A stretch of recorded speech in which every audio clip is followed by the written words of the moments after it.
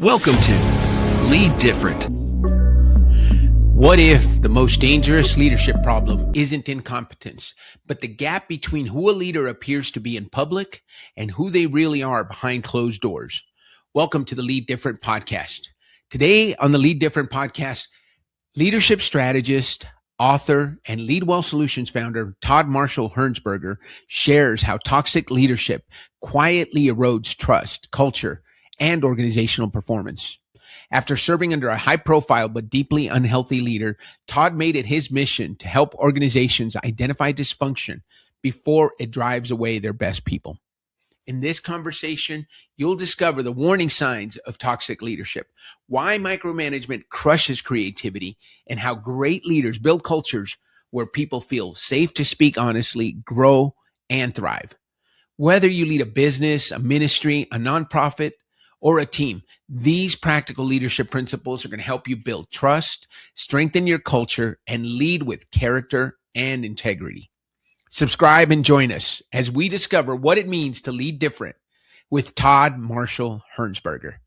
Let's dive in. Why not leadership? Why not lead different? Welcome to Lead Different, the podcast that redefines leadership and challenges the status quo. Hosted by Daniel Dominguez, founder and CEO of Why Not Leadership. This show is your compass to becoming a better leader through the power of self-awareness. Good leaders foster teams that are engaged, empowered, and energized. Join us on this transformative journey as we equip you with the tools and insights to lead different. Get ready to challenge the ordinary and embrace self-aware leadership. This is Lead Different. Subscribe now. Discover a new era of leadership. Lead different, because great leaders change the world. Welcome to the show, Todd Hearnsberger. It is so great to have you on the Lead Different podcast. Listening to that introduction and the work you've already done and the work you're doing, you seem like a perfect guest for the Lead Different podcast. So thank you for being on, Todd. Well, it's a privilege and honor to be here with you, Dan. So thanks for having me on. So Todd, it's interesting. We always look at origin stories here on the Lead Different podcast, and we always want to talk about people who are leading different. What is it that makes you different? What is it that helps you help others lead differently? You've got a great background, Todd. Tell us a little bit, give us the high level overview of how you ended up where you are today, leading leadwellsolutions and helping teams and leaders thrive. Yeah. So I've been leading teams of people since I was 19 years old. I never knew I had any gift of leadership or anything out of the ordinary for leadership, but for whatever reason, I grew up very shy. I was an introvert child. And for me to be in front of people leading teams at the age of 19 and have been till today, I still lead multiple teams today at my home church, and I'm 56. I would have thought God was very humorous in the fact that he would have put me in this type of position of leading people, because it's just out of character. My parents were very introverts growing up, so my whole family dynamic has been introvert. So I think it's just interesting how the dynamics of the cards have been played in order for me to get to where I am today and to actually lead people for all of these years. But what actually got me on this subject of what I call healthy leadership. When I talk about healthy leadership, I'm not talking about physical leadership like exercising and all that. I'm talking about healthy leadership behaviors, attitudes, strengths, those types of things, how you relate and communicate with people, all those things. I kind of got into this by accident because whenever I was 23 years old, I went off to college. I didn't have any college before 23 years of age. I got out of high school and said, I don't want any more education. I just want to be able to live life. But at 23, I went to college, actually Bible college, to get a theology degree. And my first year there, I was brought on staff of my church that actually ran the Bible college, and it was a mega church. And when I say mega, we're talking about 6,000 plus people, had a worldwide television ministry. The pastor was very, very well known all across the world.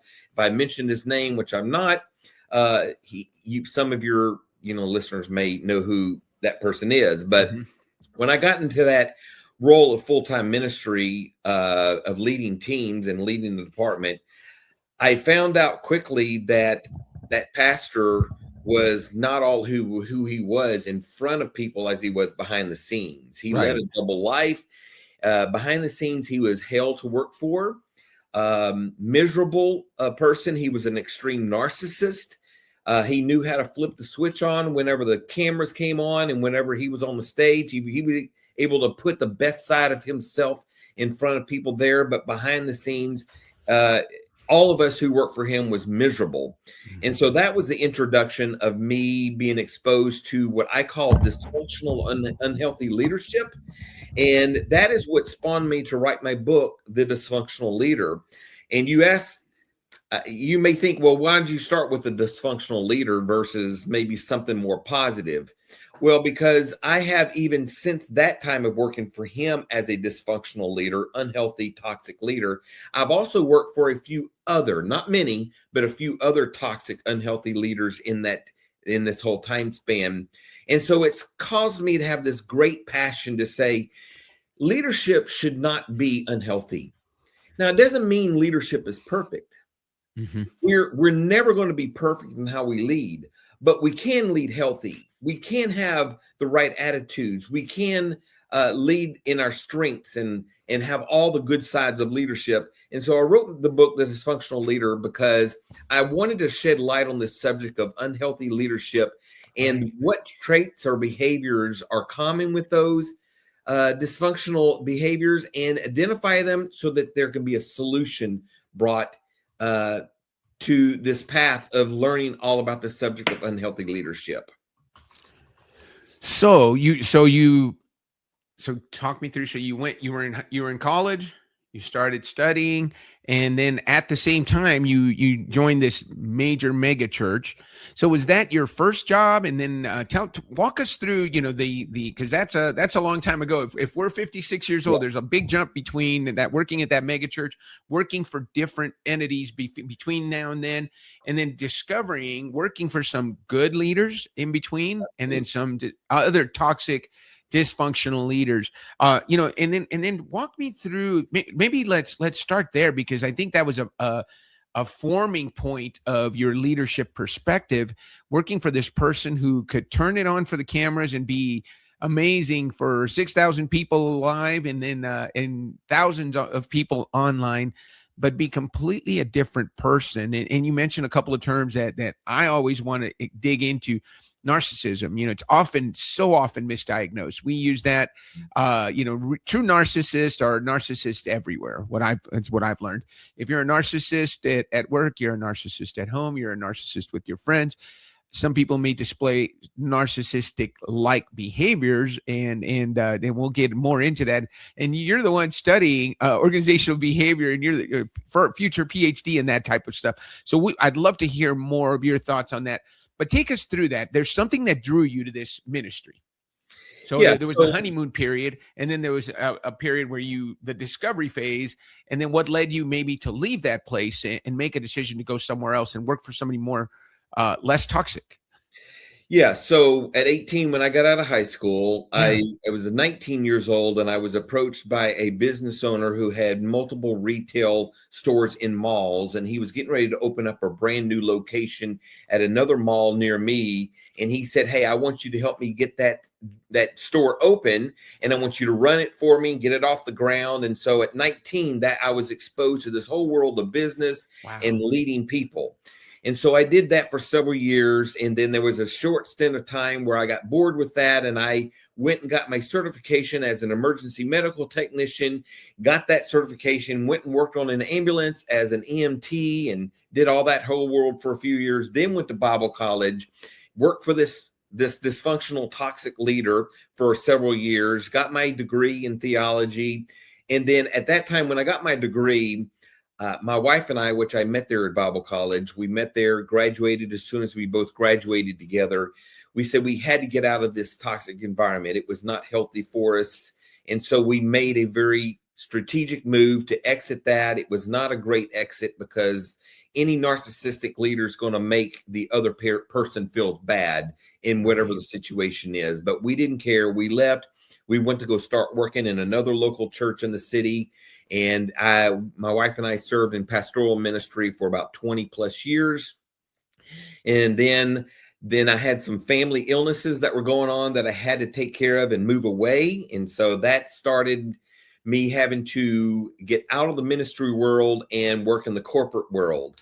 And of course, I was leading teams with the corporate world as well during that time, being promoted and doing all the things there. But during this whole season of working with leaders, a majority of the leaders that I have worked with, Dan, have been fabulous. Mm-hmm. I want to say that it was just a minority of leaders that were dysfunctional or unhealthy. Matter of fact, I would say out of maybe like 10 leaders that I have worked for in all of these years and I've served under, I would say maybe 10 to 12 have been very healthy and very qualified to be healthy leaders. And only about 2 have been unhealthy. But the 2 unhealthy ones was enough for me to say we need to talk about this subject matter. And this other leader that I worked under was also a pastor. Sad to say, and let me make this disclaimer, this is my own personal conviction. Right. I believe that if there's any group of people that should exemplify the greatest and of all healthiest of leaders, and that should be the Christian community. But I have found out very easily that there are many unhealthy Christian leaders. And so me being a strong Christian of the faith of Christian, walking with the Lord, that I wanted to tackle the subject mainly with Christian leadership. And so my journey has brought me to this point to where I want to become an expert on this. I want to identify all these unhealthy traits, find a problem, solution, educate people, and make leadership better. That's the reason I named my organization Leadwellsolutions, because I wanted to bring a solution to help leadership lead better and lead well. And that's kind of a 30,000 foot level of that journey of that question you asked me. Yeah, I appreciate you sharing some of those additional details. So your wife was in it with you. You guys were both made a decision to leave at the same time. And those are tough decisions when you're doing it by yourself, but then were both of you working in the ministry. So you were losing both jobs. Yeah. And you chose to go to another ministry in the same town, right? Yeah. And that didn't fare well with a narcissist because they believe you're in competition with them. If you're within 100 miles of this church, that was this pastor's policy, that if you're within another church within 100 miles, then you shouldn't do that. But he considered that competition. We saw it as, hey, we're just advancing the cause of Christ here in the same city. So, but narcissists will always turn it against you. Even though you may be in the right, they will never admit they're in the wrong. So yeah, let's talk. This is really good because we're talking about dysfunctional leadership. So define a narcissistic leader. What's your definition? If somebody's listening and wants to know, hey, am I working for a narcissist? Is this something I need to look out for? How do you define? What's your definition of a narcissistic leader? What are some of the things what are the warning signs we can look for?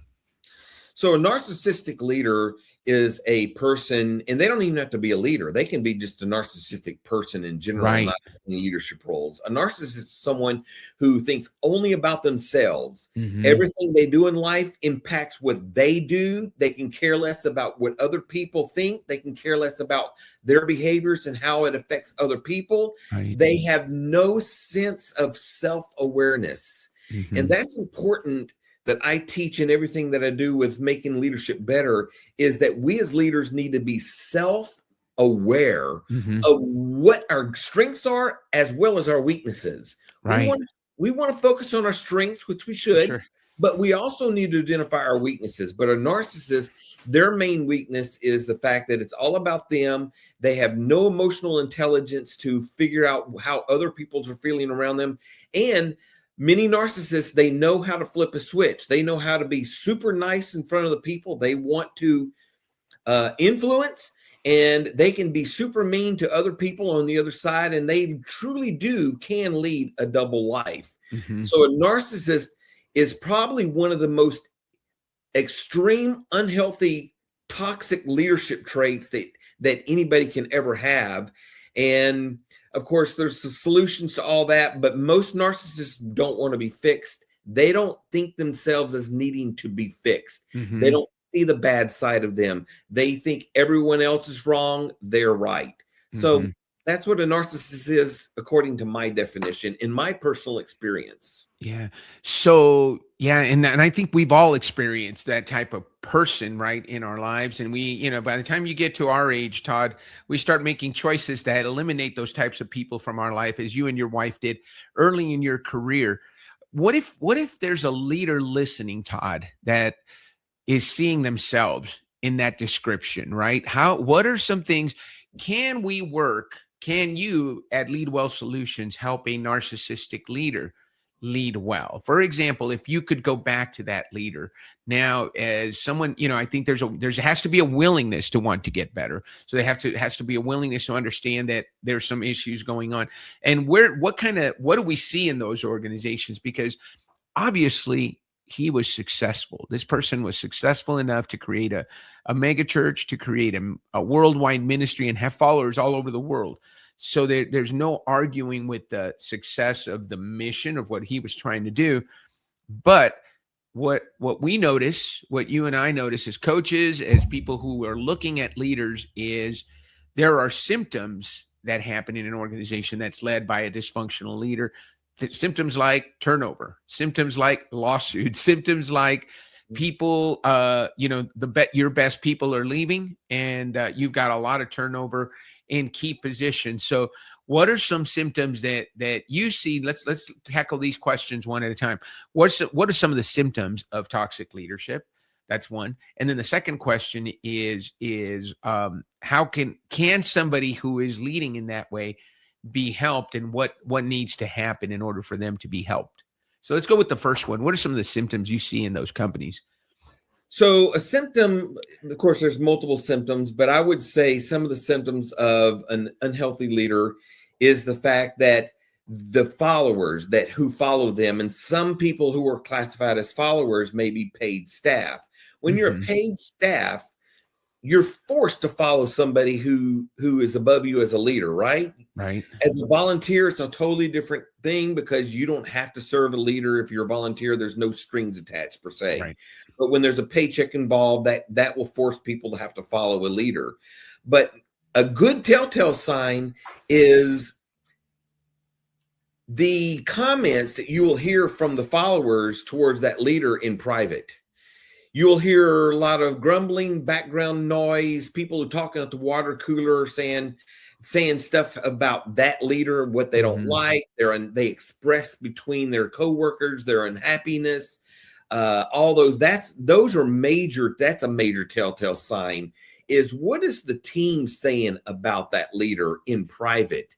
The leader may never hear what the team is saying, but behind the scenes, when the people as a whole are saying the same thing of their dislike to that leader, that is a great sign of unhealthy leadership. You mentioned other ones such as constant turnover.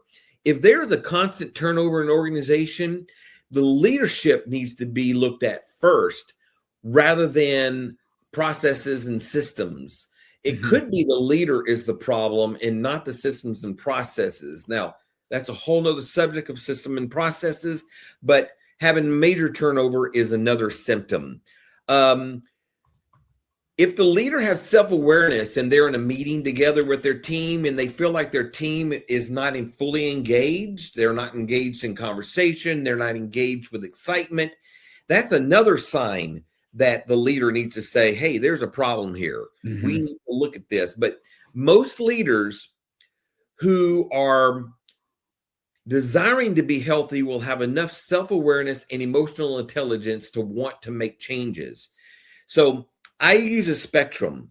There's a spectrum on this side of the toxic, most extreme, unhealthy leader that's out there. The opposite extreme is a very healthy, solid leader where people love following them.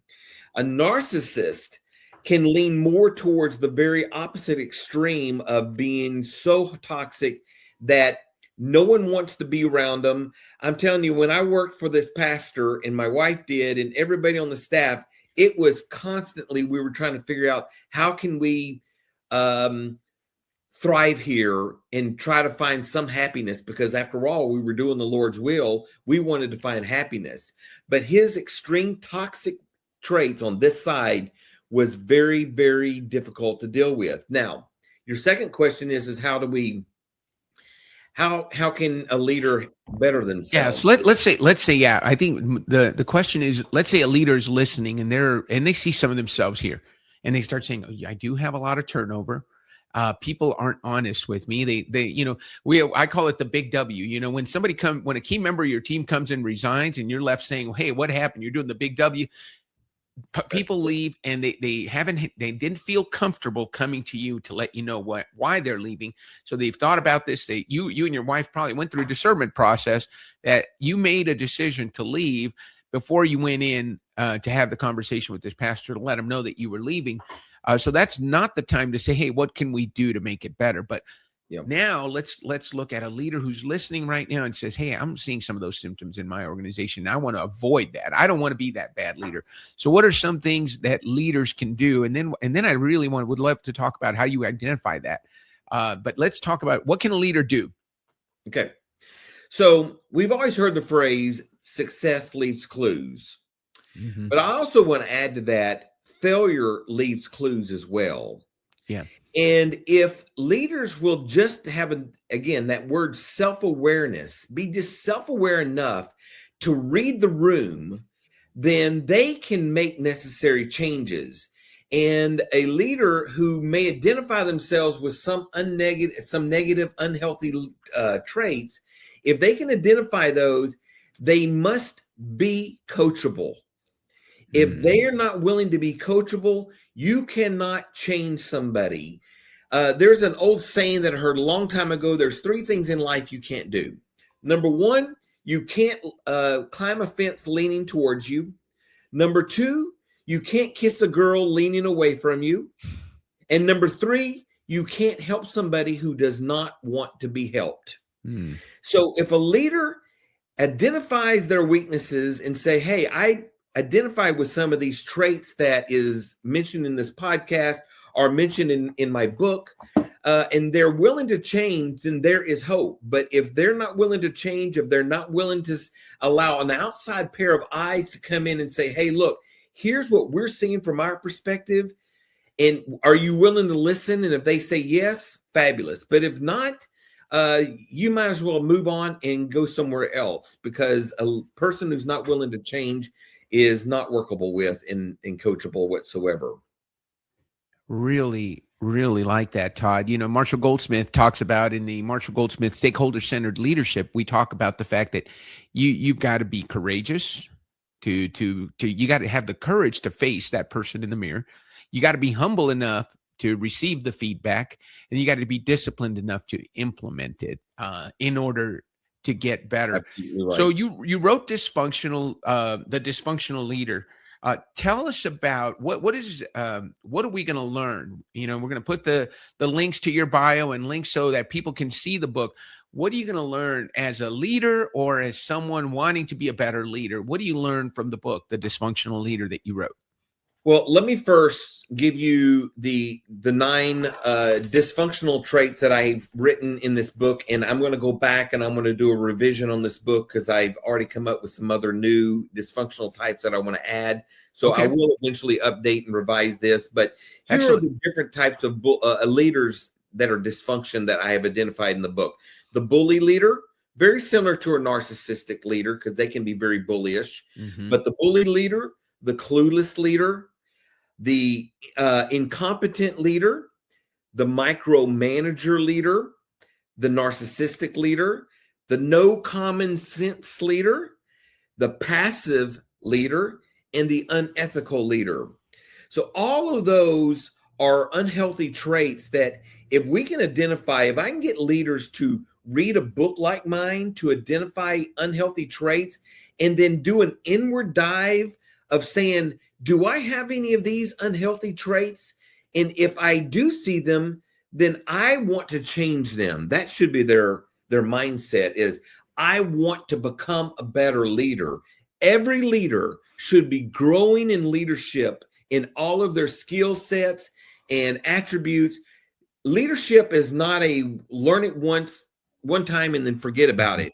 You're constantly as a leader learning to be a better leader from day one until you die.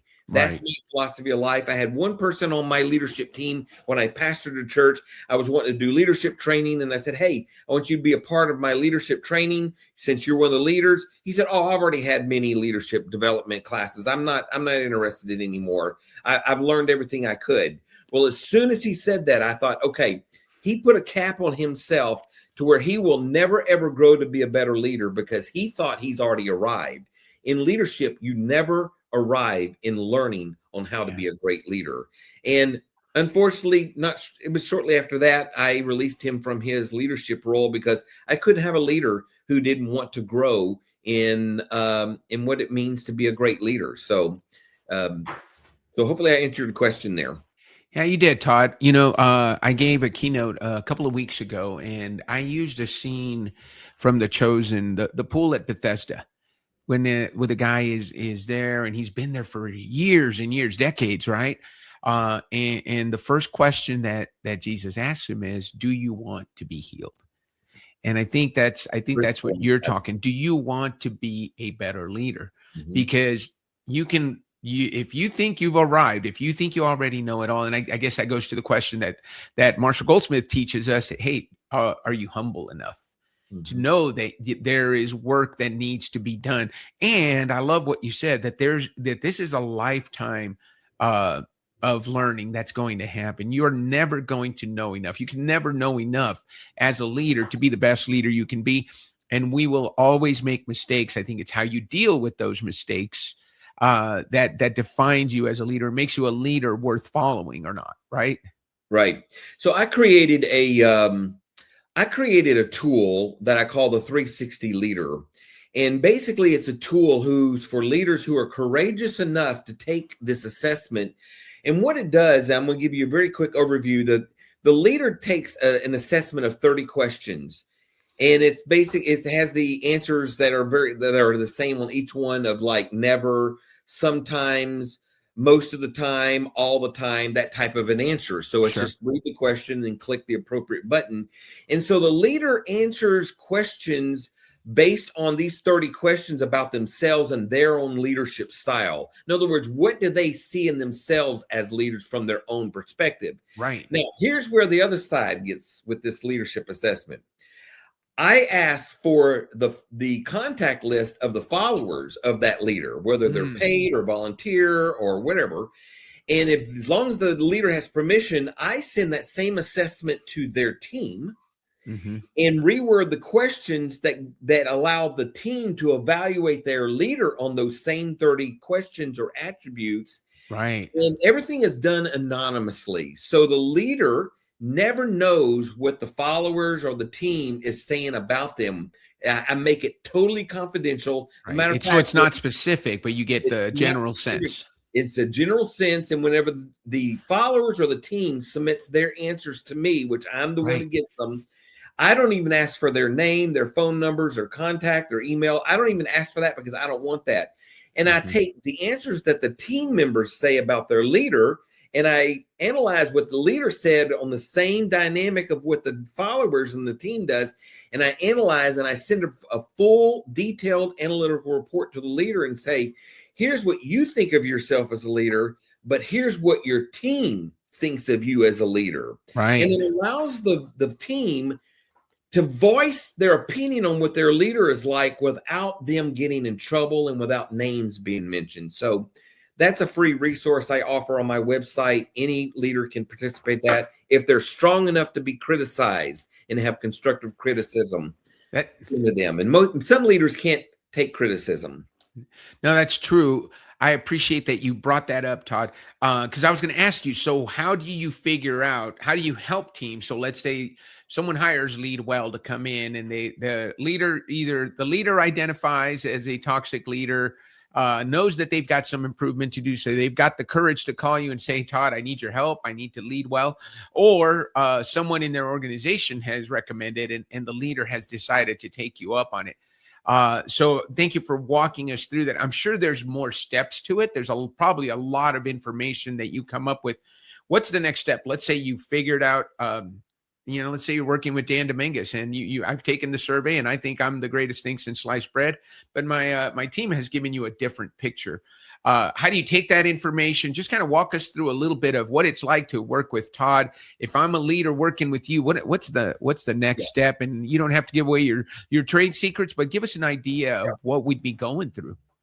Well, the first phase, and I'm working with an organization company now that's having me come in because they're having some leadership issues, and the owners are wanting me to come in to work with the leaders. Right. And my first phase is what I call the discovery phase, and that's really just interviewing everybody that is being affected with whatever the situation is. So I interview them one-on-one. I try to get them ask real specific questions to get specific answers out of them, because I don't want them to tell me what they want me to know. I really want to know truth. I can only work with truth. If you give me a facade or a candy coated answer to something, then it's hard for me to bring a solution. However, discovery phase of interviewing each person that would be affected and finding out where they are. One of the things that I've found out in this whole realm of working with organizations and their teams in leadership is the fact that some people are what I call, they're on a bus, but they're in the wrong seat. They may be on the right bus. They may be a good fit for your company or organization, but maybe they're operating in a role that's really not playing to their strengths. And so I always try to ask people and try to find out, even from a backdoor approach, is that person in the right seat? Right. I have seen people who were great at sales, and they were so good at sales that the leadership above them says, you're so good at sales, I'm going to make you the leader of the sales team. And so that person is promoted, which seems to be a great thing, to a leader over this department, only to find out that they flop as a leader, but they're successful as a salesman, because they've taken a person that's right on the right bus, but they were in this seat that they were thriving in, and they were moved and promoted to this seat, and they ended up not thriving whatsoever. So I go into a discovery phase, do a lot of talking, questioning people, kind of gathering an overall understanding of everybody's perspective of not only of themselves, but other leaders they work for, and also the team culture.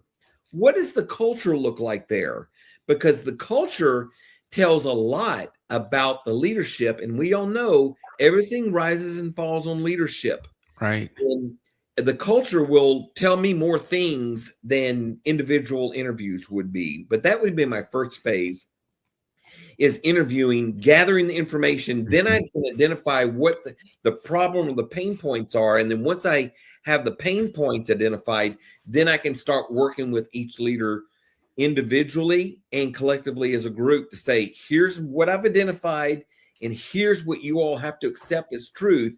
Now let's work together to solve this problem. And they've got to begin coachable, teachable. They've got to be willing to take constructive criticism. And if they can't, maybe they're not a good person to be on your team.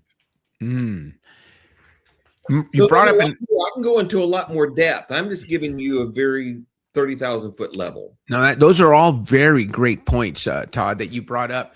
How do you assess culture? What are the keys to how do you know when there's a good culture? How do you know there's a culture that needs some work? And how do you know that there's a culture that maybe it's non-existent? So it's, it's kind of, culture, you either work on it or somebody does, or it creates itself, right?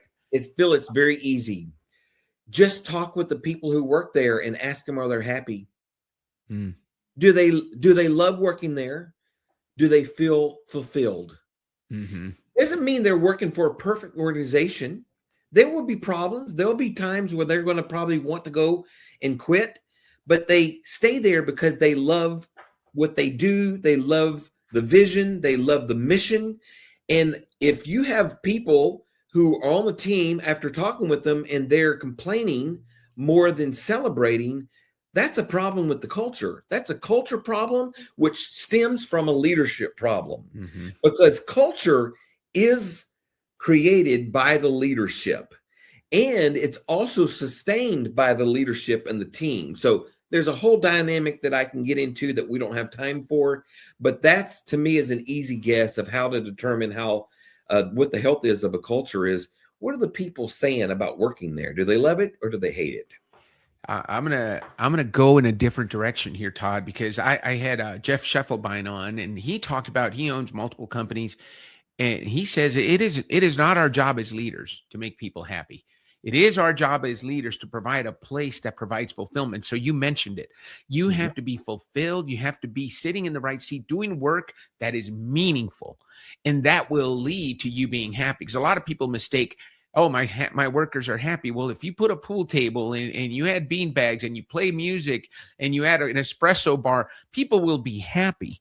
But are they effective in doing their job well? Because that's important to us as a company. We need them to do their job well. We need them to be fulfilled. We need them to understand the mission. They need to align with the mission, and they need to come to a place where the work they do feels meaningful, and then they'll be happy. We want them to go home energized by the work that they do.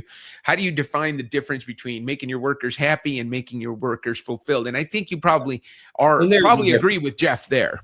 Yeah, I agree totally with that. And I use the word happy because when people are fulfilled, normally they're happy. Right. And yes, you can give them all the bells and whistles and the perks and the pool tables and the napping lounges and all of that. Sure, that brings temporary happiness.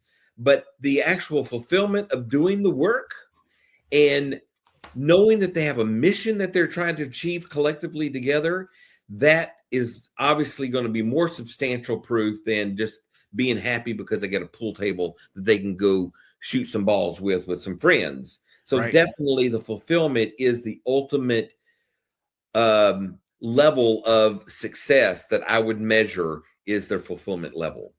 And I'm sure a lot of that has to do making sure they're in the right seat, right? Are you living into your strengths? You know, I see a lot of people just like you when I work with leadership teams that are sitting in the wrong seat, perfectly talented and amazing people, and they're miserable because they're doing something they're not good at or that they don't love to do. So we got to figure out, okay, what do you love to do and what are you good at? And do we have a place for you in our organization so that you can do something you love to do that you're good at every day and that it doesn't even feel like work, right?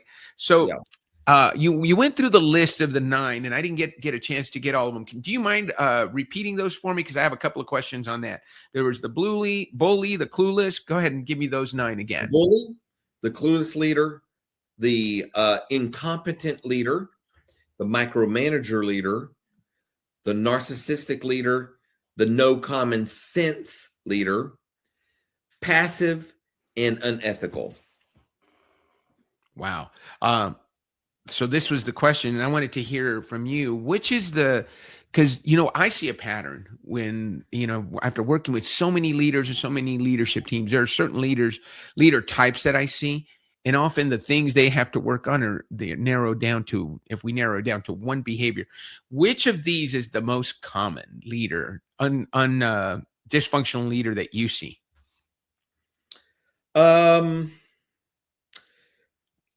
I would say micromanager leader is a very, very common leadership trait that, and of course, we all know what a definition of a micromanager leader. It's one who's like a helicopter leader, always wanting to be involved in every single detail of what everyone's doing, and they don't want any decisions made unless that leader is a part of that decision-making process. And they even get down to the detail of, like a PowerPoint presentation, the colors are wrong. Right. This color should be that. This font should be this size or this kind of font. When it gets to that much in the weeds, a micromanager leader doesn't allow their team to be creative. Micromanagers will kill the creativity of their team because in their minds, they're saying, if I'm going to get policed on everything I'm doing, then why am I here? And why don't that leader just do it? If I'm just going to be paid to come in and create a foundation of some project, and they're going to tell me how to do every single detail, then it makes my job not fun and definitely not fulfilled. Because our teams that follow us as leaders, we need to give them space to be creative, to come up with their own ideas, to come up with their own solutions, allow them to fail forward, make mistakes, and use those coaching opportunities to make them better and to be better problem solvers. So I would say the micromanager leader is probably the most common out of all of those. And some people of leaders don't realize how much they have their thumbprint on every single decision and how it really affects their team. That is a great answer, Todd. It's interesting because that is the number one that I see.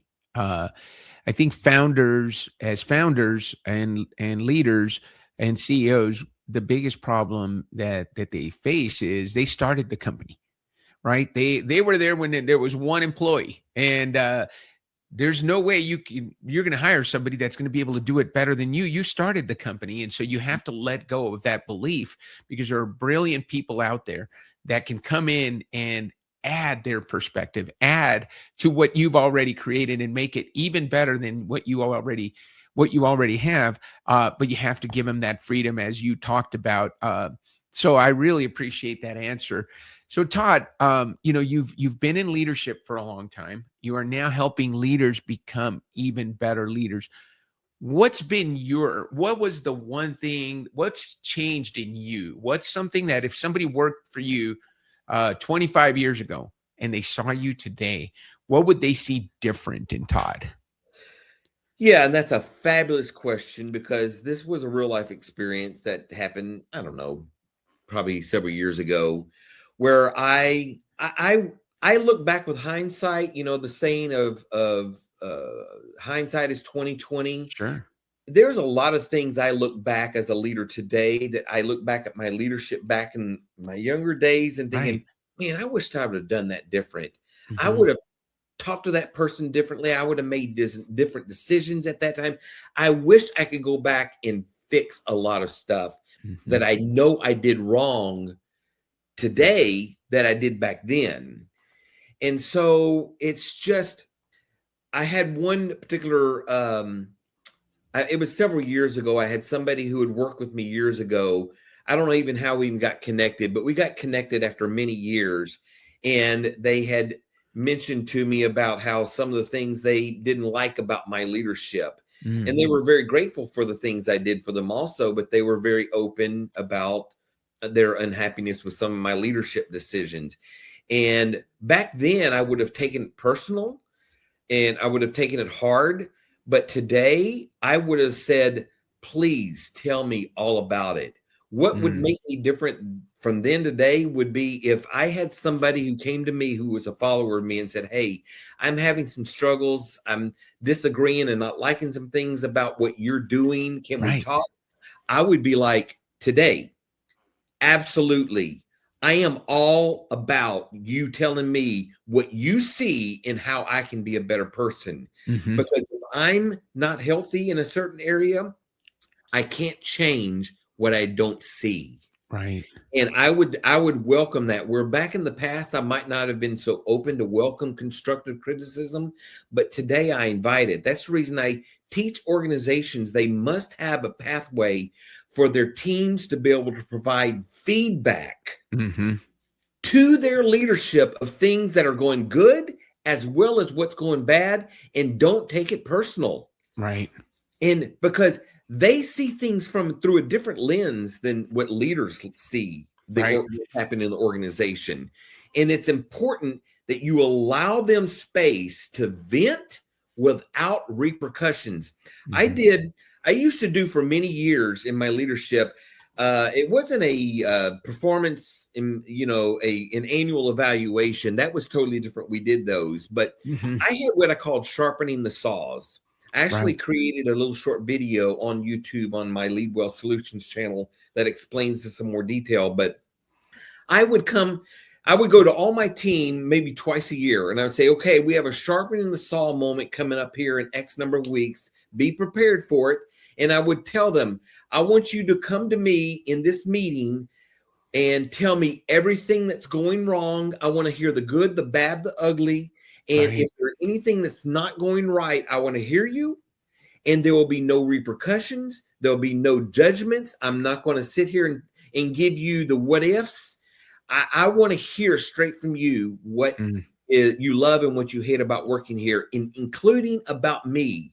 I was very clear that they were allowed to criticize me, if anything, because I wanted to be better for them. Right. And I call them sharpening the saw moments. There's a whole story behind the title, but I gave them, and let me tell you something, that boosted the morale of my team so much, knowing that they can come to me with problems, even if it was with me, and that I would hear them and receive it without any consequences. And that made a world of difference just by itself, knowing that they had that capacity to come to me without feeling like they were going to get in trouble. That's beautiful. Todd, you wrote another book, or you're writing another book called The Functional Leader. So we've talked about the dysfunction. So let's talk about the functional leader. What is a functional leader versus a dysfunctional leader, and what can we look forward to in that book? Yeah. So the words dysfunctional and functional can be switched off to be considered healthy versus unhealthy. So whenever I say those two, they're interchangeable words. But what I wanted to do, what I've come to realize with this second book called The Functional Leader, basically is how to be a healthy leader. And it's the antithesis of my book called The Dysfunctional Leader. And there are principles that every leader who wants to be healthy, they're foundational principles, I call them, to be healthy. And what I have found in all my study in leadership, of not only being a leader for many years and working underneath other leaders, is that I have found that many leaders, doesn't matter if it's Christian organizations, secular, it doesn't matter, any leadership role, I have found that many leaders who have been promoted to some leadership role, they have never had foundational leadership 101. And I've kind of taken my book and put a lot of foundational leadership 101 in the Functional Leader book that goes back to the very basics. And there was an story that you'll see it on the internet, but there is an old, he's died now, he's dead. His name is Vince Lombardi. He was the head coach of a NFL football team many years ago. And he was known for, at the very first day of every year of his boot camps, training camps, he would hold up a football to his team. The very first thing on day one, he would hold up a football to all these professional football players, and he would say, "This is a football." And he would go back to the foundational principles of what is the game of football? What does it mean to tackle? What does it mean to be on the defensive side? What does it mean to be on the offensive side? And he would go down on day one to the very basics of what it means to be a football player. And so I use that analogy in my book, The Functional Leader, and say, to be a leader, here are the basic foundational principles that you must achieve if you want to be healthy. And some of those principles are like having character, having integrity, knowing how to communicate effectively with your team and with others. Communication is a horrible problem amongst leaders and their teams nowadays. I teach in my book how to be an effective communicator. Ethics, being an ethical leader, doing what's right, regardless of whether it's going to benefit your organization or not. Right will always be right. And so I go and do a deep dive of all these foundational principles that are never taught to most leaders who've never taken a leadership 101 class. And that's my passion in this second book, is to say, here is what a healthy leader should look like if you follow these principles. Fabulous. So that's a great segue to my next question. What does a great leader look like, Todd? A great leader, well, same thing what I just mentioned. They're going to be full of character, high quality character. They're going to be full of integrity. They're going to live their life in front of their team as they do behind the scenes, away from their team. They're going to know how to create a healthy culture and communicate effectively with their team. They're going to allow their team to be able to provide feedback without consequences. They're going to be able to allow their team to help make some of the decisions without them as the leader being involved with every detail. They're going to allow them to be free and create and come to me with new ideas and that I would have never thought of as a leader, because many times their ideas may be better than my ideas. Mm-hmm. Their solution to a problem may be better than my solution to a problem. Right. And so that is what great leaders do. Now, great leaders also, they develop others to become better. Right. There's a difference between a manager and a leader. A manager manages tasks. They basically go to their team and say, you do this, you do that. Here's your deadline. Here's your projects. Here's your deliverables. Do this, come back to me, and we'll evaluate. A leader will do a lot of managerial tasks, but a leader develops others and makes that person better at who they are internally and what they do on the job. Right. And that is the difference to me between a leader and a manager, is a leader will always want to improve everyone else around them. And I've always had the philosophy, Dan, that if a person underneath me that I was training and developing to be a leader, and they've surpassed me in leadership skills and attributes, and they become a better and a stronger leader than me, I welcome that. Matter of fact, I wear that as a feather in my cap, knowing that I had a part to make them a better leader and they far surpassed me. Some leaders would be jealous of that. I'm not jealous. I get excited about that when they become and do better than. Isn't that what Jesus said? Jesus says, I've come to do great things, but you guys are going to do greater things than me after I'm gone off this earth.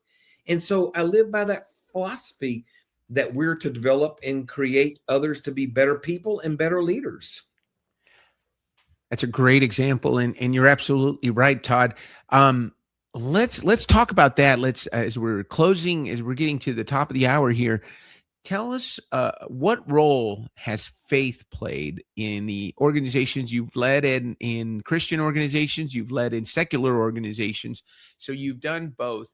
Has your faith always been up front? What role does faith play at Leadwell Solutions and with the leadership training that you do?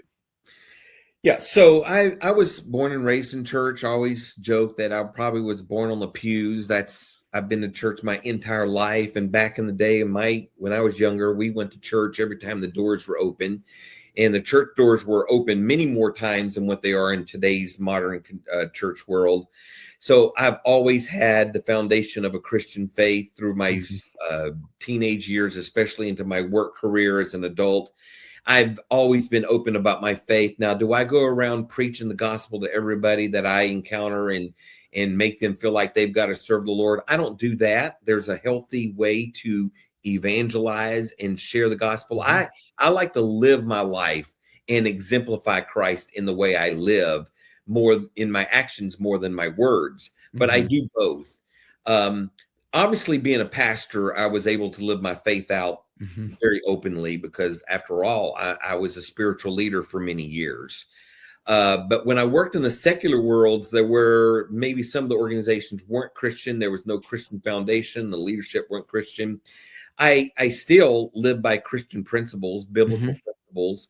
They knew I was a Christian. I lived like a Christian in front of them. I didn't tell the dirty stories and cuss in front of everyone because everyone else was doing it. I still maintain my same character and godly legacy that I wanted to, that I didn't live in the whole time. So, and then I've incorporated that into my Leadwell Solutions.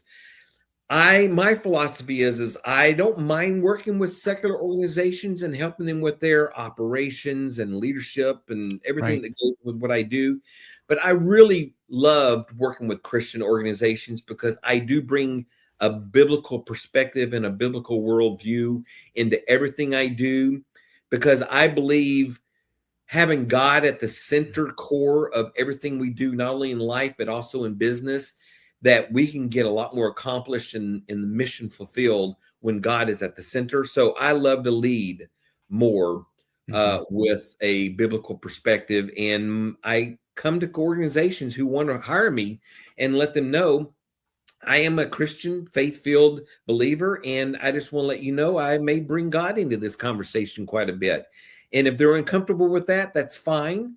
But most organizations, especially Christians organizations, they're like, hey, we welcome that. We're happy that you're even like that. And I get a lot of business because they're Christian owned and they want a Christian perspective like mine coming in to help them.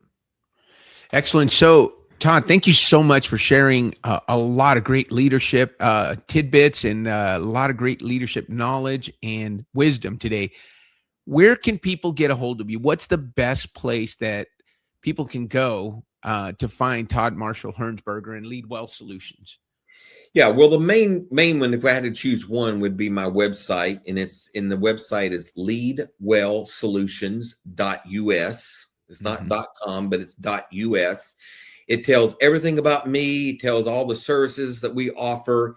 You can buy my book from that. There's a link on there. You can buy my book also from that website. But also I'm on most of the social media platforms. I'm on LinkedIn, Facebook, Instagram, and YouTube. And so you can look me up on the social media platforms. You're going to mostly find me under the handle of toddtalk.leader. toddtalk.leader. That's the name of my podcast that I do because I'm a podcast host as well, where we talk about all things leadership, and that's toddtalk.leader. But my website would be the main go-to at leadwellsolutions.us. Excellent. Thank you so much for sharing all of that. So leaders, if you like what you heard from Todd, please comment. If you learned something new today, give us a comment, give us a like, give us a share. Make sure you are subscribed to the channel. Make sure you go to toddtalk.lead. Is it? toddtalk.leader and follow Todd's podcast. You'll see me on there. I think we did an interview a couple of weeks ago. So, it's a great show. If you're a potential host, reach out to him. Todd, it has been such a pleasure to spend some time with you, to share some leadership stories, learn about your ministry and the work that you do to help toxic leaders, dysfunctional leaders, not perfect leaders, become even better leaders. That's what Leading Different is all about. What do you say we end the show on that note, Todd? Hey, I'm privileged to be here, to be a part on this platform, and to help share with the knowledge that God has given me. So thank you for this opportunity. Thank you so much, Todd. We look forward to further conversations with you. Why not, leaders? Don't forget, like I said, to subscribe, comment, and share this podcast with your friends so we can help more people lead different the way Todd has shown us today. Have a great rest of your day, and we'll see you next week on the Lead Different podcast. This is Lead Different. Subscribe now. Discover a new era of leadership. Lead different because great leaders change the world.